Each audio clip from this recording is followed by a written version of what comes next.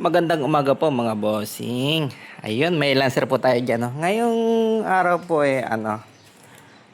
magkakabit tayo ng car stereo dito sa ating Toyota Love Life. Ang pangalan daw po nito nung sa dating may-ari Jade. Kay Jade mga bossing. All power po yan Yan all power. Napakagandang Toyota Love Life mga bossing.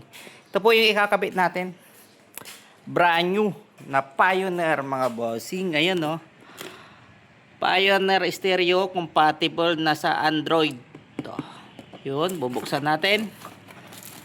Yung lagayan niya. Yung remote. Tapos, ayan, nakabox pa siya mga bossing. Napakagandang yan. Tumunog niya mga bossing. Pioneer, may manual pa.